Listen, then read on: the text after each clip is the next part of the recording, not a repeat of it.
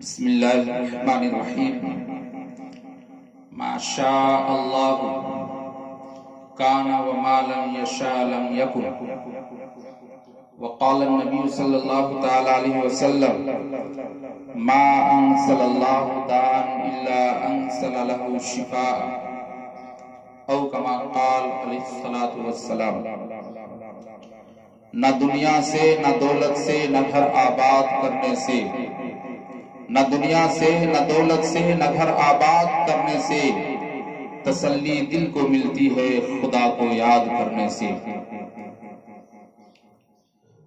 آج ہمارے ملک میں کورونا وائرس کا قہر جاری ہے۔ ہر دن نئے مریضوں کا پتہ چل رہا ہے۔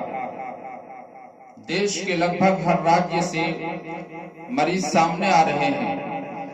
اب تک ایک معلومات کے مطابق کل کورونا سنکرمت مریضوں کا آنکڑا، مریضوں کی تعداد 1000 سے پار ہے اور مرنے والوں کی تعداد 24 سے 30 بتائی جا رہی ہے۔ دیش میں لاک ڈاؤن کا آج 6واں دن ہے۔ یہ 6-7 دن کے اندر لوگ اتنے پریشان نظر آ رہے ہیں، کچھ نہیں کہا جا سکتا کہ 14 اپریل تک لوگوں کا کیا حال ہوگا۔ لوگ جہاں تہاں پھنسے ہوئے ہیں، جن کی مدد میں راجیہ سرکار، کیندر سرکار اتری ہوئی ہے اور انہیں ان کے گھروں تک بھیجا جا رہا ہے۔ لاک ڈاؤن کے دوران سب سے زیادہ پریشانی ہو رہی ہے بزرگوں کی، جن کے اپنے گھر سے دور ہے، جن کے کمائی سے گھر میں چولہا جلتا تھا، گھر میں راشن پانی آتا تھا، بال بچوں کی پرورش ہوتی تھی۔ گھر کے کمانے والے وہی مین تھے اور آج ان کی کمائی رک گئی ہے، وہ گھر سے باہر ہے، پریشان نظر آ رہے ہیں۔ کاش کہ اس لاک ڈاؤن سے پہلے نریندر مودی یہ اعلان کر دیتے، الٹیمیٹم دیتے، یہ مہلت دیتے لوگوں کو کہ 2-4 دن کے اندر آپ اپنے اپنے گھروں میں پہنچ جائیں۔ دیش کا یہ سمسیا ہے، یہ بیماری پھیل رہی ہے اور یہ بیماری منتقل ہونے والی ہے، یہ بیماری متعدی ہے۔ ایک انسان سے دوسرے انسان کو یہ بیماری لگتی ہے۔ اس سے بچنا بہت ضروری ہے۔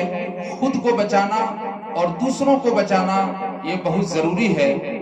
جان بوجھ کر اپنے آپ کو ہلاکت میں ڈالنا یہ حرام ہے۔ کاش کہ یہ اعلان پہلے کر دیے ہوتے تو آج مسافروں کو اور گھر سے باہر رہ رہے لوگوں کو یہ پریشانی نہیں ہوتی اور ہرگز نہیں ہوتی۔ آپ ویڈیوز میں دیکھے ہوں گے کہ آنند وہار بس اسٹیشن میں لوگوں کی اتنی بڑی تعداد ہے کہ دل رکھنے کی جگہ نہیں، لوگ مارے مارے پھر رہے ہیں، کوئی ان کا پرسان حال نہیں۔ بس نہ چلنے کی وجہ سے، ٹرین گاڑی نہ چلنے کی وجہ سے لوگ پیدل چل دیے ہیں اپنے گھروں کی طرف، چونکہ ان کے پاس پیسہ نہیں جو جس کمرے میں رہتا تھا اس کمرے کا کرایہ ادا کر سکے۔ 2-3 دن تک رہے، جب ان کے پاس کھانے پینے کا کوئی سامان نہ رہا اور گھر کے مالک نے کرایہ ادا کرنے کے لیے کہا تو اس نے کہا کہ ابھی کوئی شکل نہیں۔ تو کتنے ایسے کیسز ہیں کہ لوگوں نے کرایہ دار کو گھروں سے باہر نکال دیے، کہا کہ کرایہ نہیں دیتے تو ہم گھر میں رہنے کے لیے بھی تم کو نہیں دیتے، اور وہ لوگ پیدل ہی چل دیے۔ پریشان ہیں، ہر ماں گھر میں پریشان ہے اپنے بیٹے کے لیے، گویا یوں کہہ رہی ہے انتظار رہتا ہے بیٹا ہر شام تیرا، انتظار رہتا ہے بیٹا ہر شام تیرا، راتیں کٹتی ہے بیٹا لے کر نام تیرا۔ ہفتہ سے بیٹھے ہیں یہ آس لے کر، ہفتہ سے بیٹھے ہیں یہ آس لے کر کہ آج آئے گا کوئی پیغام تیرا۔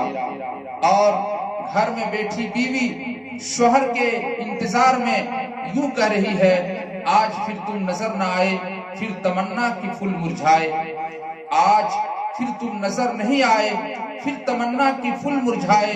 نہ جانے کون سی گلیوں میں کھو گئے ہو تم، نہ جانے کون سی گلیوں میں کھو گئے ہو تم، ہم ستاروں میں تم کو ڈھونڈ آئے۔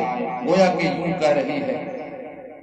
ہم سب کو چاہیے کہ ایسے وقت میں اللہ کو خوب یاد کریں، اپنے گناہوں پر روئیں اور 5 وقتہ نماز کا اہتمام کریں۔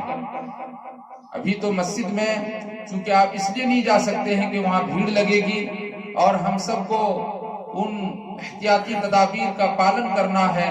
یہ ہمارے علماء کرام، مفتیان کرام کا فتویٰ بھی ہے کہ مسجد میں 4-5 آدمی نماز ادا کریں۔